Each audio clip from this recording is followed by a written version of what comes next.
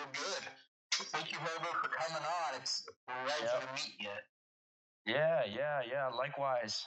Let me see. Think you have the guts to come on the show. Not everybody can make it in this part of town. I'm thinking some exposure. Get some exposure out there for all Herbie. Outside, just people guessing your music. Yep. Well, getting started. What got you first into music? This is tough. Can you hear me okay? Can you hear this? Yes, I can. Yeah, I can. Okay. This is tough. Kind of started when I was a janitor. Still am, but when I started as a janitor, I always liked the music that they had on at the airport in like the lounge where you kind of sit and wait. And I figured anybody could do that. I could also do that. It's not that hard. And so I'm proving that every day that I can make music. How do you know that? Because the thing with it is the whole ride I've been along for the journey the way that I've always wanted to be. And it's not like it's a thing that I can even change. It's just, look, here I am. Do you think the key to success as well is your mustache? Your glorious mustache must have won a lot of awards. In the early days, there was no mustache, and I got none. If that tells you anything. You got no recognition, or how so? There was nothing. It was just like it wasn't happening. But I got the mustache, and it looks like I'm gaining some traction here. You can totally tell when you look at, you even listen to the Spotify, you can see the listener count. There's some traction there. There's some inertia. Yeah, 100%. And I think you have lovely music. No joke. Okay. I think you have great musical talents. So again, thank you for being interested in coming on. But I appreciate it. I don't know which one of the interview, or like how many of the interviews you saw, but it's like I like, but like for the guests, music or not, I like to know a little bit about your past. Like, if you would be fine with me learning, like, what throughout the years, what was your past like? I think it's kind of common knowledge that family and like your childhood and whatnot, that's like makes you the person you are. All right, yeah, I can tell you a bit about that. So I'm just gonna roll with it, okay? Yeah, of course. I was born a long time ago, and the first thing I realized was that you really have to do it for yourself. There's nobody out there kind of looking out for you like an eagle eye or something, and it's not just gonna make it go by itself. What you have to do is you got to take charge of that eagle and by the wings. And what I'm trying to say here is I was born to two parents, and the thing is it just never, back then, I wasn't even wasn't even a janitor yet. And the thing that is tough about it is you kind of learn as you go, and every day learning as I'm going. You know what? If I can learn one thing every day before I sleep at night, I sleep good when I go to bed. Period. I hear that. I would hope, but I would hope you're not a janitor when you're a baby. Just out of the womb with a broom. You got to get started sometime. And you know what? I think I would like to be a baby in the womb with the broom. You know what? I kind of like that. That might be my next album title. That's good. Baby in the womb with the broom. I want 25% of the 25% of the cut if that happens. You should be on it. You know what? That'd be awesome. Baby in a broom. Baby in a broom. Baby in a broom. In the womb. Womb. Throughout the years, what kind of music do you think you create? Let me start again. I'm so excited. Like throughout the years, what kind of music would you say you stick with the most? It's tough to say because there's not a single. I would say probably that airport kind of music, kind of a gliding, sort of free, smooth feeling that just kind of sits well with you before a flight. That kind of airport quality about it. But I think I'm a little biased being a janitor at the airport, New Hampton Airport. But I don't know. I guess that's part of what makes me me. How come the airport's so important to you? You seem to have a passion for it. Not really passion, but I do understand why you're saying that. But it's more of like I just spend a lot of time there. It's just kind of rubs off on you, honestly. I think I could be a pilot if I wasn't a musician and a successful musician. I would probably go and learn to be a pilot, go to flight school, and 2 years I could be in a plane. Are you in college currently? No, I dropped out of college a long time ago. Flight school in Nevada just wasn't for me at the time, but I didn't understand aerodynamics, and it's just I don't know. It's tough. I kind of put that life past me. So I can't ask what got you into why planes, why flying anyways. I always liked them, especially since I started working at the airport as a janitor. Seeing them take off. That's the thing too, is they don't tell you. Watching a plane take off is more fun than even flying a plane. And I would know. And it's cool. It's just something special. It's just something you don't see every day unless you're like me and you work in the airport. But it's just always something I've enjoyed. Right now I'm really tied up in the music game. I got a lot of eggs in the basket. And if you drop the basket, you crack a couple eggs. So maybe someday, if I get so famous I don't have to worry about making the music, I'll let somebody else do that, and I'll run and go to flight school. Long line of captains in my family. My dad was a captain. My grandpa was also a captain. His grandpa. We usually stick with the same thing. It's Herbert Sr. I'm technically Herbert the Fifth. Wow, so you have a long line of Herberts. It's a long line. I don't even see myself being the last of it. Talking a little bit about your music. Could you talk about how do you compose your lyrics? What's the strategy behind all of them? Because I was going over your albums, their album you sent me, Bedroom Noise, I believe, and 90% through, it's different sounds, which I do applaud for. It's hard for me to find sounds that I actually enjoy. I'll add to my playlist whenever once. So it's whatever the method is. But what is it you think? Well, usually I dig down deep in the cranium for that experience benefit. Through the mind, there's a lot of things that you take for granted, and you can just bring them out if you don't think too hard about it. So what I like to do, I sit down and close my eyes. I don't have one I don't have one procedure. Do you have a song in mind that you're thinking of? I can tell you what it was like. If you would like me to look one up real quick, I can find it. Yeah, sure. Bedroom Noise by Herbert G. But Before I Die, I Love It Make You Happy, I believe the title is. See, yeah, okay. So I can tell you a little bit about that one if you want. Yeah, of course. Okay. Before I Die. So this is kind of like a reach from the inside to someone. And what I was saying was, it was kind of trying to get that feeling out. That's like, here I am, And the thing with it is, it was tough to kind of get that feeling out, because there's a lot of things you want to say, but you can't really articulate it.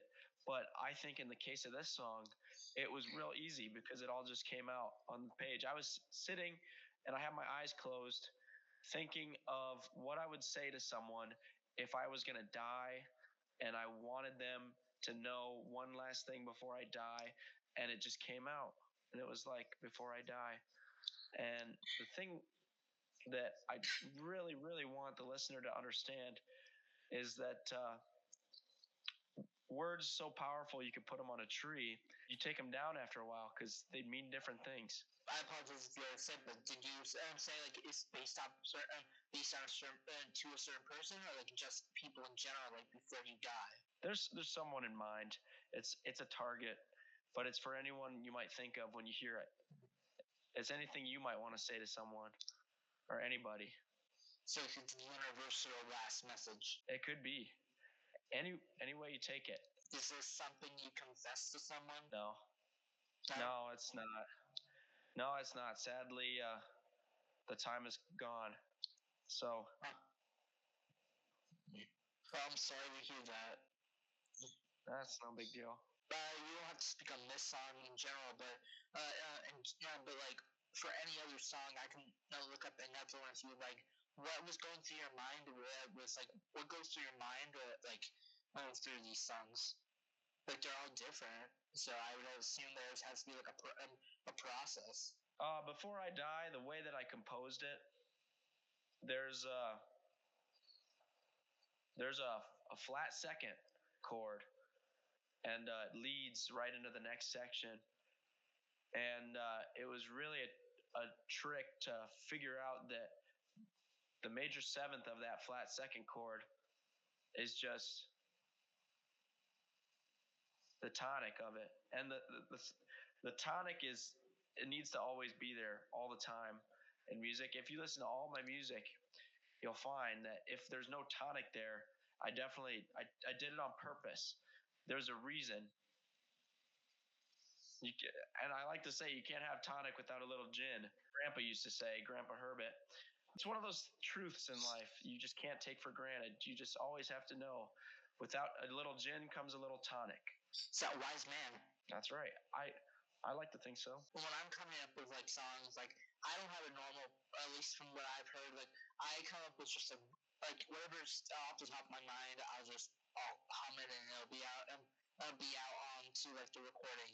But is that like the same for you, or what's your lyric process? Usually harmonica plays a part. Harmonica is kind of the first thing I touch on. After that comes the words, which come right after the beat.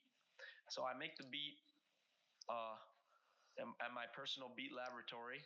Once I have that, I don't even think of what I want to say. I just kind of say it over top. And once I say it, if it's too terrible and I don't like it, I nix it. I take it off the record.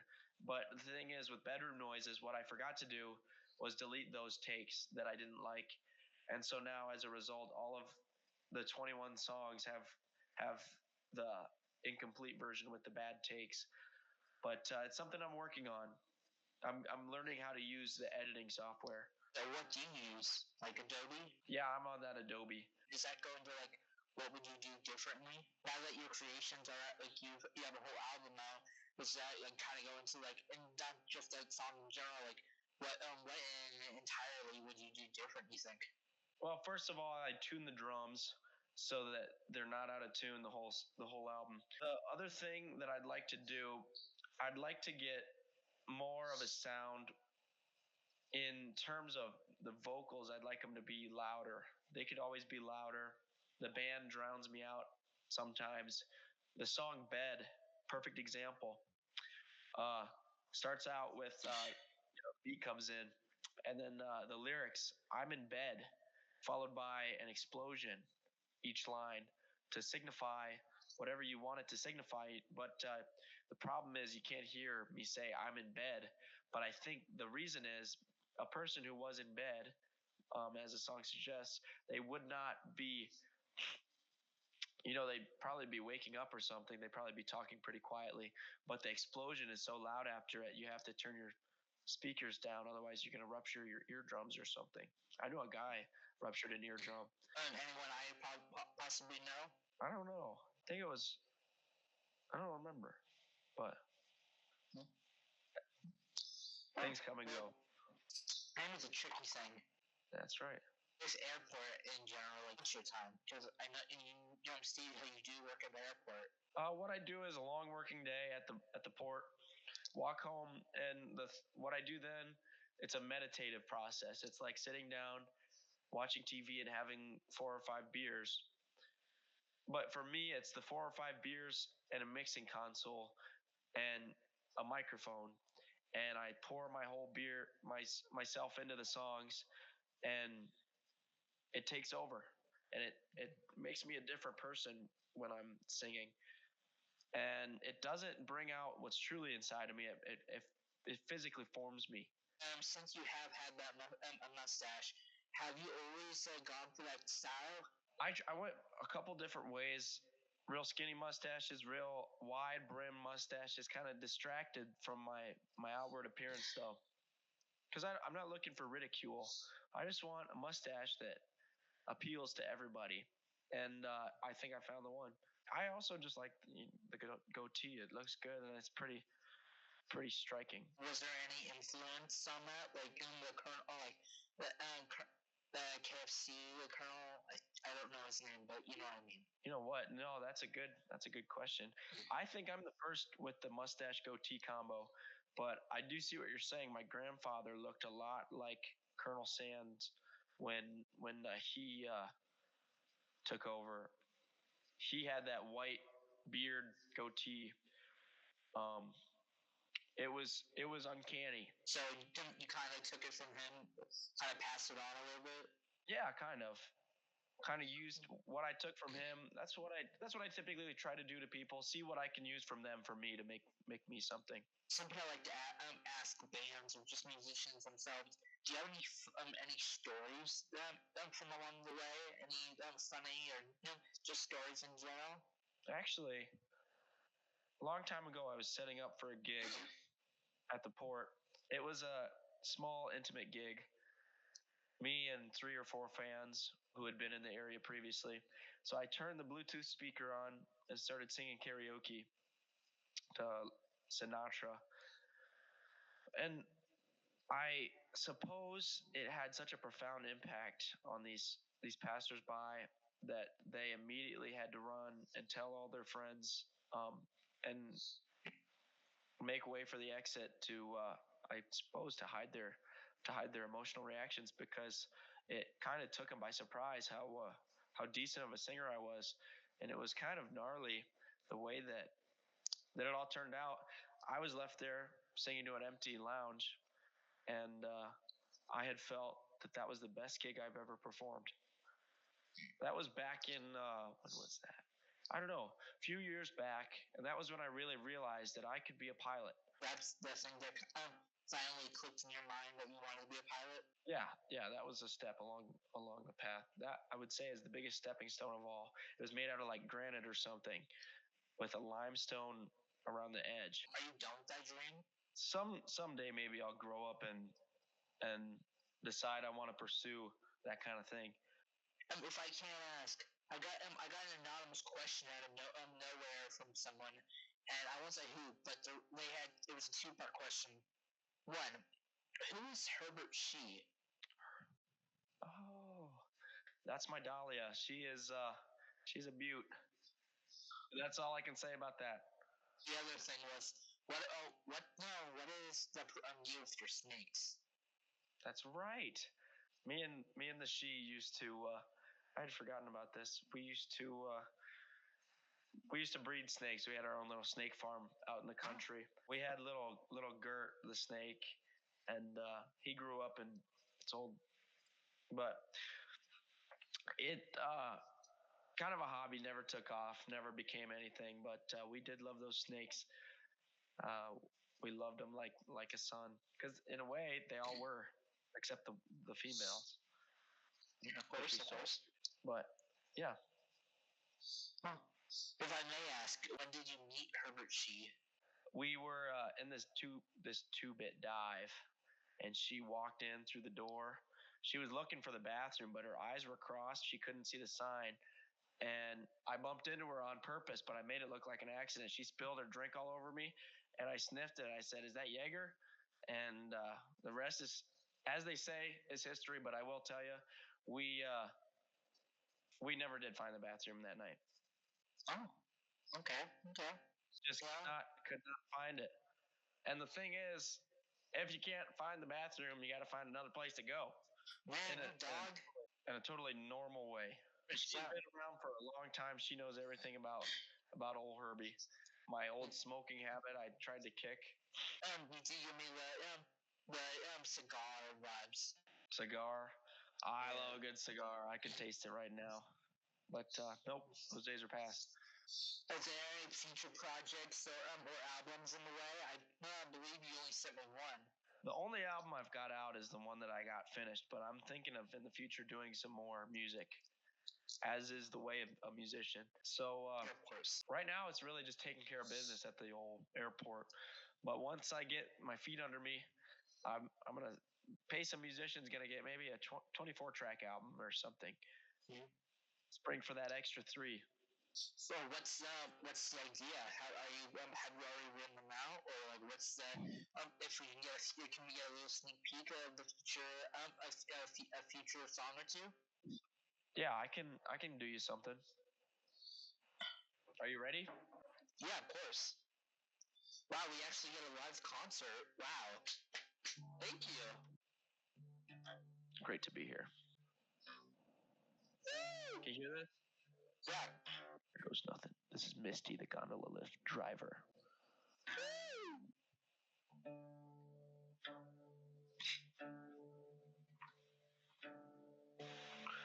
Misty, the gondola lift driver, really pulls me up the line. So to speak. I'm going to jump to the last verse. I thought she'd take the lift, but she stayed back just to hit the switch. Left me all alone.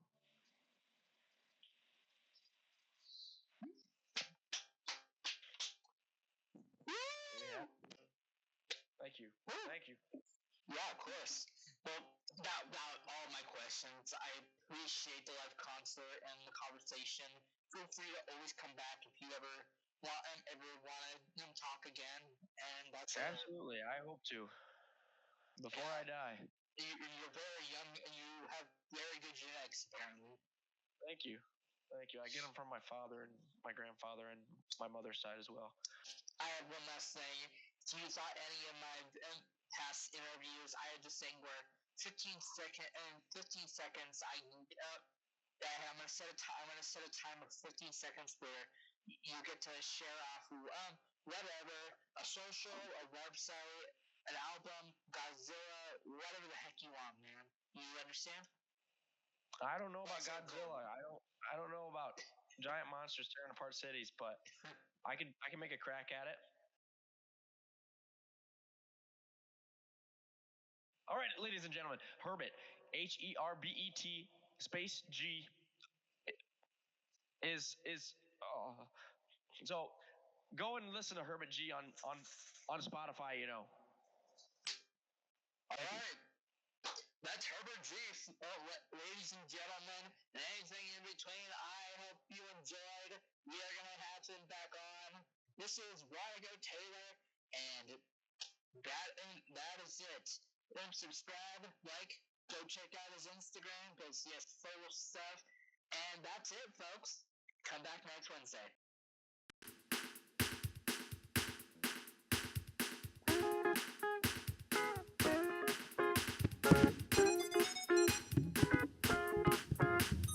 Fiddling around with my good intentions showing, wondering by now if I'm sincerely growing. Good place to start is to think of those before me. Said a good place to start is those before me.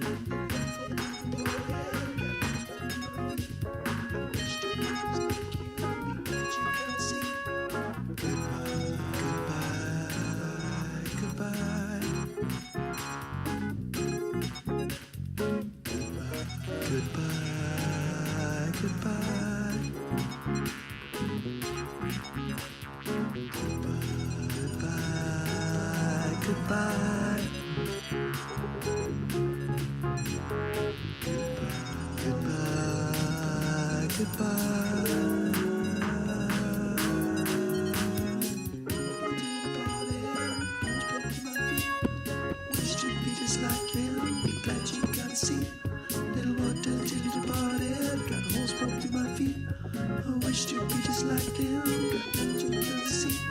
Little